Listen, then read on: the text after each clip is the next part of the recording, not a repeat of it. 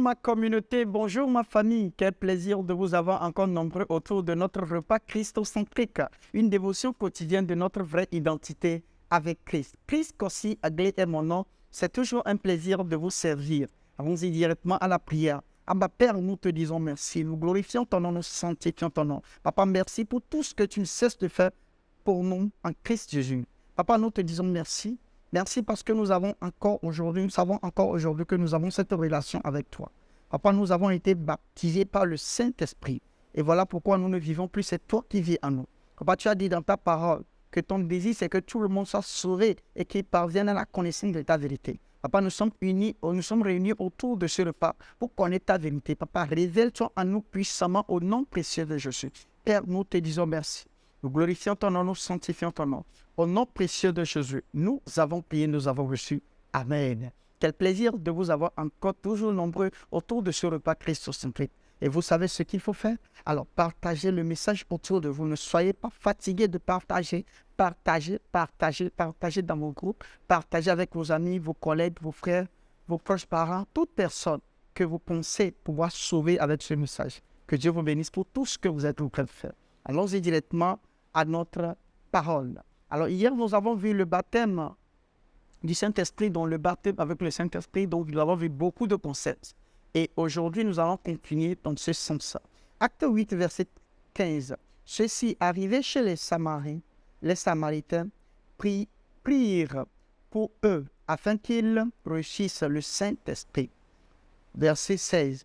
Car il n'était pas encore descendu sur eux, sur aucun d'eux, ils avaient seulement été baptisés au nom du Seigneur Jésus.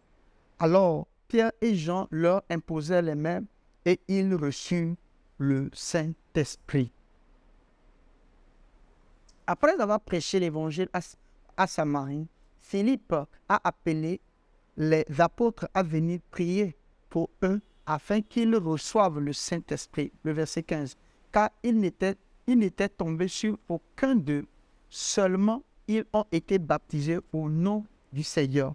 Dans le verset 16. Puis au verset 17, ils, c'est-à-dire les apôtres, leur ont imposé les mains et ils ont reçu le Saint-Esprit. Que signifie la réception du Saint-Esprit ici? Quand nous lisons ce verset, nous allons penser comme si le fait de prêcher l'évangile à quelqu'un, que la personne reçoit l'évangile, la personne n'a pas l'esprit. Et que c'est après qu'on les a imposé les mains que l'esprit est venu sur eux. Les écrivains ont écrit ça comme ça, mais en réalité, ce n'est pas ce qu'il faut lire. Ou bien ce qui a été écrit dans les originaux pour bien l'explication derrière ce message. Rappelons que ces hommes avaient cru. Ces hommes avaient cru à l'évangile et donc nés de nouveau. C'est-à-dire nés de l'esprit. Vous voyez? Donc ces personnes-là à qui on a imposé les mains sont des personnes qui étaient des croyants. Ils ont cru parce que Philippe a déjà prêché et ils ont cru. Et donc, ce qui se passe, c'est que s'ils ont cru, nous l'avons dit ici, si tu crois, c'est que tu reçois le Saint-Esprit en même temps quand tu crois. Donc, c'est le fait que tu as reçu le Saint-Esprit en toi qui fait qui prouve même que tu crois. Parce que c'est l'Esprit qui témoigne que tu es fils de Dieu. Alléluia. Donc, ainsi, ce ne sera pas en référence avec l'habitation de l'Esprit qui était déjà une réalité. Donc, naturellement, quand ils ont cru, l'habitation de l'Esprit a pris place. Rappelez-vous que nous avions dit que quand les apôtres même, avant de pouvoir, comment l'appelle-t-on, parler en langue, c'est-à-dire parler en langue et prophétiser, ils étaient nés de nouveau, donc ils avaient l'Esprit en eux. Alléluia. Donc, suivez bien cette logique-là. La demande de Pierre à la demande de Simon. Acte 8, verset 20. Mais Pierre lui dit que ton argent périsse avec toi, puisque tu as cru que le don de Dieu s'acquérait à prix d'argent. Verset 21. Il n'y a pour toi ni part ni lot dans cette affaire, car ton cœur n'est pas droit devant Dieu. Vous voyez? Donc, avec ce verset-là, nous comprenons maintenant plus clairement ce qui était passé avec ceux que nous avons vus par le passé. Alors, le mot affaire utilisé par Pierre au verset 22 est celui qui a à voir avec la parole ou l'énoncé. Par conséquent, ce que Simon a dû voir, c'est que par l'imposition des mains des apôtres, il y avait une parole surnaturelle. Alléluia. Ce qui implique la réception du Saint-Esprit ou la venue du Saint-Esprit sur eux. Alléluia. Donc, quand les apôtres ont imposé les mains, et on a vu une manifestation, aux yeux de l'Assemblée qui avait déjà cru, bien sûr. Alors, donc, cette manifestation-là a été interprétée comme si c'est en ce moment que l'Esprit est venu sur eux. Tout comme dans la chambre haute, le jour des Pentecôtes. C'est la manifestation de cet Esprit-là qui a fait que les gens disent que voilà, c'est l'Esprit qui est survenu sur eux. Mais en réalité, ce n'est pas ce qui s'est passé. Parce que dans l'acte 8, verset 20 à 21, nous avons vu comment Pierre a répondu à ce sorcier qui voulait payer, qui voulait donner de l'argent pour que Pierre lui donne aussi cette grâce de pouvoir parler en langue et de prophétiser. Et nous avons vu cela. Et plus encore, nous allons encore voir plus clairement. Un autre récit dans le livre des Actes avec Paul à l'Éphèse renforce ce fait. Regardez un peu, Acte 19, verset 2. Avez-vous reçu le Saint-Esprit quand vous avez cru? Il leur répondit, non, nous n'avons pas même entendu dire qu'il y ait un Saint-Esprit. Verset 3, il dit, de quel baptême avez-vous donc été baptisé? Et il répondit, du baptême de Jean. Verset 4, alors Paul dit, Jean a baptisé de baptême de repentance, disant au peuple de croire en celui qui venait après lui, c'est-à-dire en Jésus. Verset 5. Sur ces paroles, il fut baptisé au nom du Seigneur Jésus-Christ. Au nom du Seigneur. Verset 6. Lorsque Paul leur eut imposé les mains, le Saint-Esprit vint sur eux et ils parlaient en langue et prophétisaient. Alléluia. Ces hommes avaient été baptisés d'eau. Dans la question de Paul, ci-dessus, indiquait qu'il n'était pas encore sauvé. Autrement dit, par rapport à ce récit-là, Paul a rencontré des disciples, plus de 10 à 12 disciples de Jean.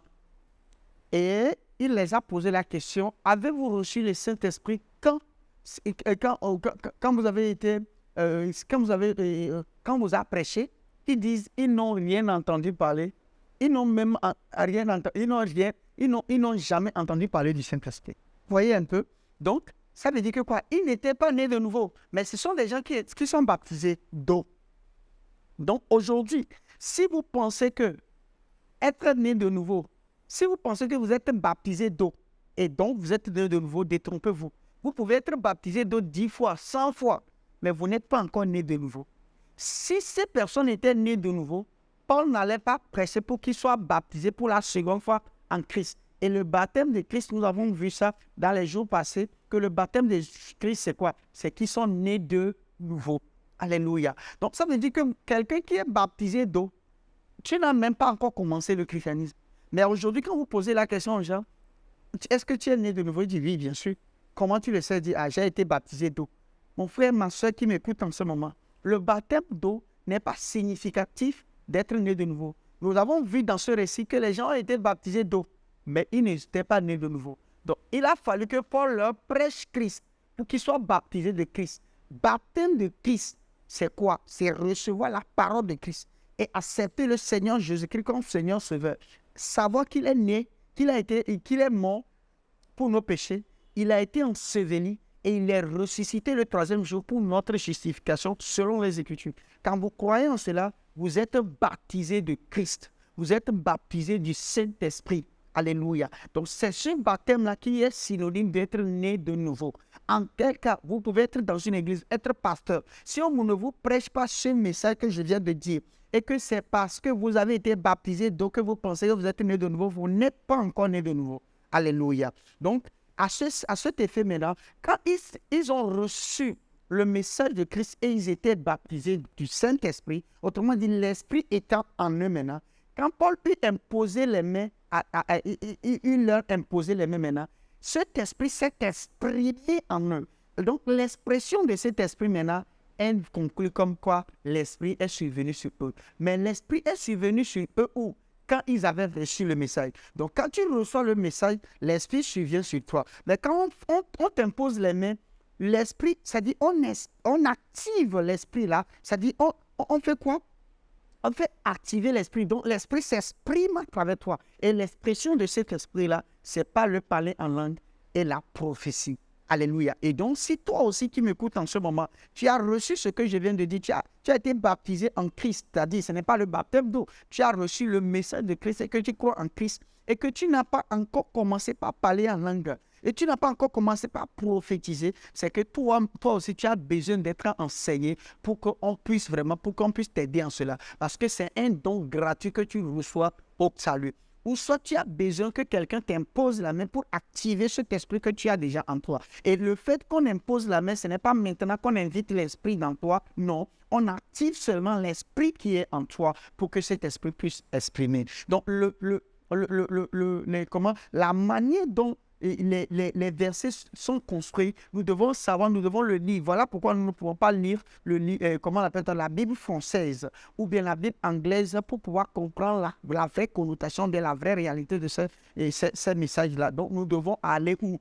Dans les originaux. Et pourquoi? Ce n'est pas fini, nous devons lire tout dans le contexte. Si vous êtes dans le contexte, vous allez comprendre. Et comme nous l'avons fait, vous allez comprendre que vous allez comprendre la différence entre le baptême et l'imposition des mains. Donc, l'imposition des mains, ce n'est pas au moment où on vous impose les mains que vous recevez l'Esprit. Non, vous recevez l'Esprit le jour où vous acceptez le Seigneur Jésus-Christ comme Seigneur Sauveur. Et maintenant, si vous avez été bien enseigné, vous pouvez même commencer par parler en langue. Et nous avons fait cette expérience avec beaucoup de personnes. On n'a pas besoin de les imposer la main. Même au téléphone, les gens parlaient en langue. Pourquoi? Parce que le message est arrivé et donc les personnes ont été baptisées par quoi? Le Saint-Esprit. Ces hommes avaient été baptisés d'eau.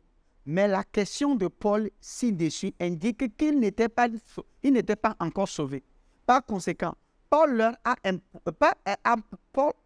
a montré comment Jean a baptisé du baptême de repentance en disant qu'il devait croire en celui qui devait venir après lui. Sur cela, ils ont cru.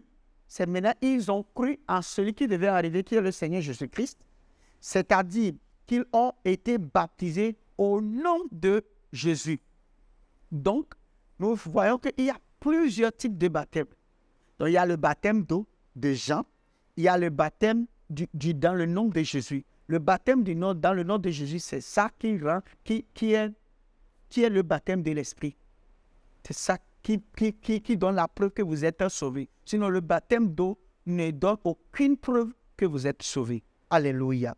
Donc, nous avons vu ça au verset 5. Qui ne pouvait pas faire référence à l'eau car il avait déjà été baptisé d'eau, étant des disciples de Jean.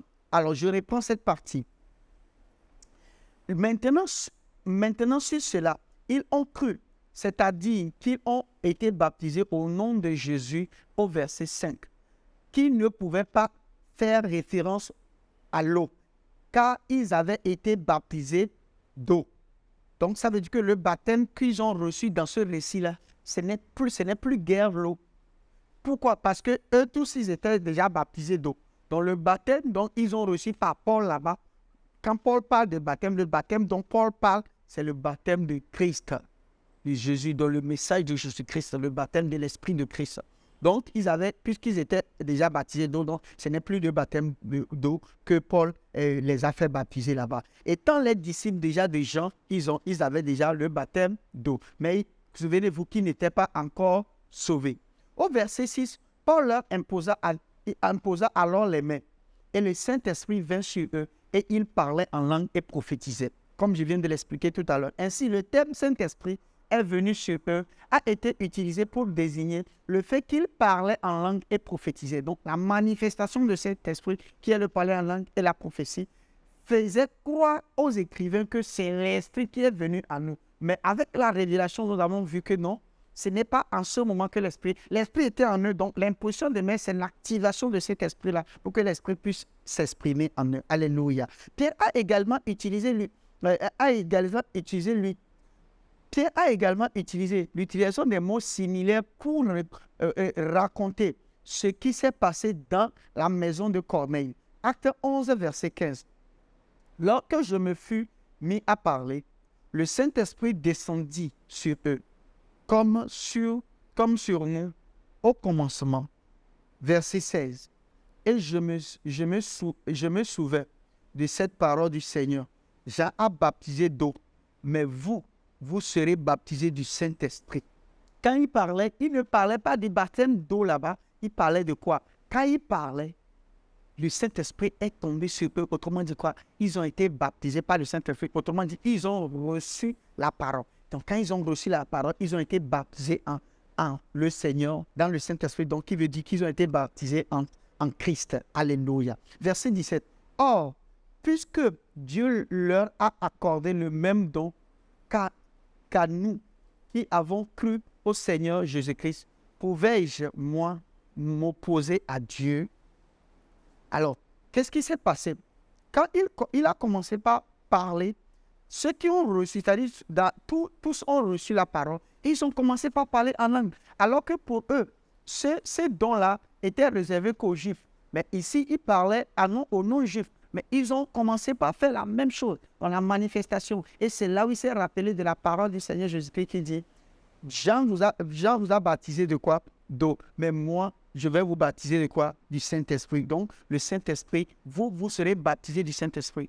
Au même moment où on est en train de parler et que nous sommes en train de prêcher l'Évangile et que vous recevez ce que nous disons, même à distance, même en ligne, vous pouvez être baptisé et vous pouvez commencer par parler en langue et prophétiser au même moment. Ça dépend maintenant de votre foi. Observons ici quelques faits.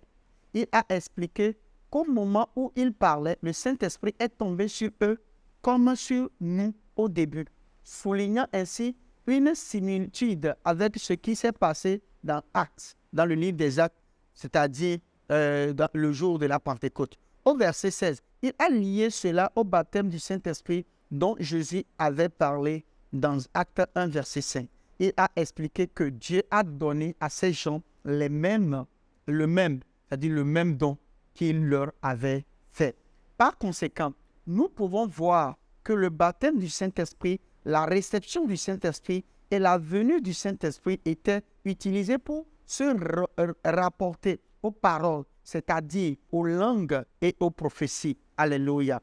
Donc, pour eux, la manifestation de cet esprit que nous avons déjà reçu à nous, et ils ont interprété ça en manuscrit, ils ont interprété ça comme si c'était la réception de l'esprit, alors que ce n'était pas la réception de l'esprit, c'était la manifestation de l'esprit reçu par le fait que nous avons cru en Christ. Par conséquent, l'utilisation de cette terminologie ne devrait pas se référer à l'habitation de l'esprit, car cela impliquerait, dans le cas de ceux de Samarie, qu'un homme peut naître de nouveau et pourtant ne pas avoir l'esprit en lui. Mais nous avons depuis établi que la nouvelle naissance doit naître de l'esprit. Alléluia. La nouvelle naissance, c'est naître de l'esprit. C'est ce que nous avons établi jusqu'à présent. Un tel homme a l'esprit plutôt. Cet homme baptisé du Saint-Esprit ou recevoir le Saint-Esprit et le Saint-Esprit survenant sur eux,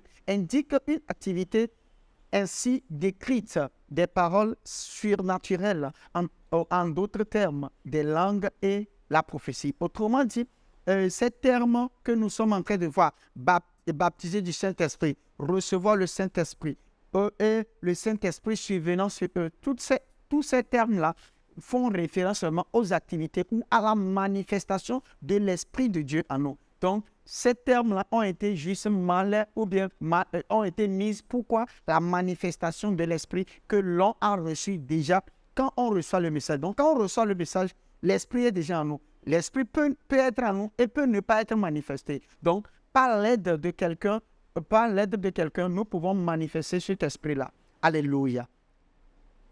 Ah donc, si vous avez bien compris, Si on prêche l'évangile à quelqu'un et que la personne reçoit l'évangile, la personne est née de nouveau. Autrement dit, la personne a reçu l'Esprit de Dieu en nous. Mais cette personne peut ne pas manifester le fruit de l'Esprit, peut ne pas manifester cet esprit. Voilà pourquoi cette personne a besoin de la connaissance, ou cette personne a besoin de l'imposition des mains des anciens ou bien des apôtres, des pasteurs, de quelqu'un, d'un homme de Dieu, pour que cette personne puisse manifester cela. Donc la manifestation de cet esprit, ce n'est pas en ce moment que l'esprit vient sur vous. Non, la manifestation de cet esprit est différente du moment où l'esprit est venu sur vous. L'esprit est venu sur vous. L'Esprit est venu sur vous le jour où vous avez accepté le Seigneur Jésus-Christ comme Seigneur sur vous. Mais quoi, la manifestation vient quand vous savez que vous avez reçu ceci et que vous pouvez l'activer par la connaissance ou par l'imposition des mains. Alléluia. Alors répétez avec moi. Je suis né de l'Esprit. L'Esprit m'habite. Sur cette base, je peux m'abandonner à fonctionner via des expressions surnaturelles en parlant en langue et en prophétisant. Alléluia. On répète encore une fois. Je suis né de l'Esprit. L'Esprit m'habite. Sur cette base, je peux m'abandonner à fonctionner via l'expression surnaturelle.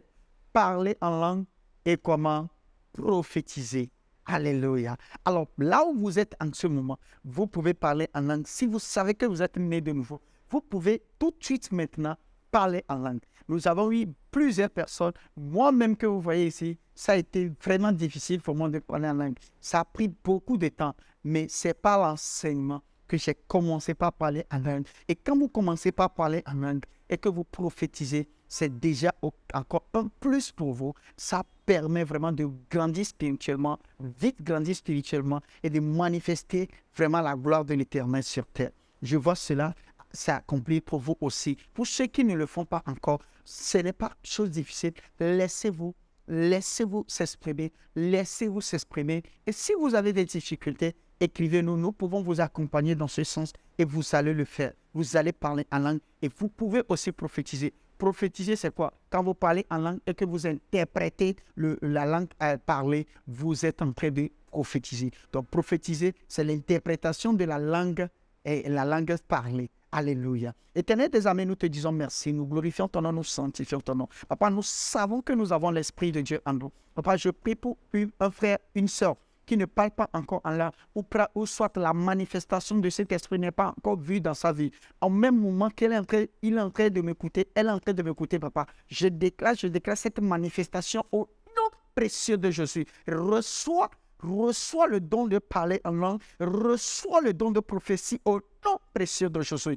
Père, nous te disons merci. Nous glorifions ton nom, nous sanctifions ton nom. Parce que tu as dit dans ta parole, voici les signes qui suivront ceux qui auront cru. À mon nom, ils chasseront des démons, ils parleront une nouvelle langue. Je décrète que tu commences par parler une nouvelle langue maintenant au nom précieux de Jésus. Et que tu commences par prophétiser au même moment au nom précieux de Jésus. J'impose ma main à ta main. J'impose ma main sur toi et je déclenche cela au nom précieux de Jésus. Parce que tu as l'Esprit en toi, que cette manifestation soit vie d'une manière palpable.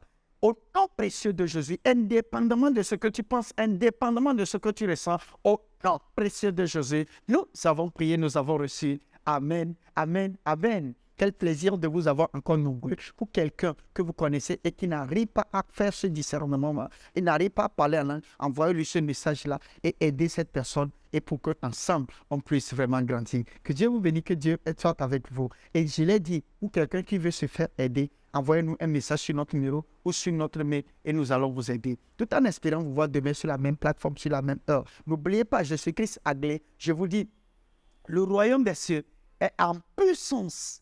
Amen, amen, amen. Quel plaisir, quel plaisir. Passez une très bonne journée. Que Dieu vous bénisse. Je vous aime et je vous respecte. Hello, I hope you have been blessed by that wonderful message. The Bible says, man shall not live by bread alone, but by every word of God. For you to grow spiritually, you need to hear, study, and meditate on the word. You need to not only hear, but to also read and see. And that is why you need the Christocentric meal. To order this life-changing book and other titles, DVDs, and CDs by Dr. Abel Damina, call the number or email the address on the screen. This is a book that reveals to you who you are in Christ, what you have in Christ, and what Christ can do through you. This book interprets and breaks down the Word into daily meals, making it easier for you to understand and study, build up and strengthen your inner man, all the while growing your relationship with God and your confidence as a believer.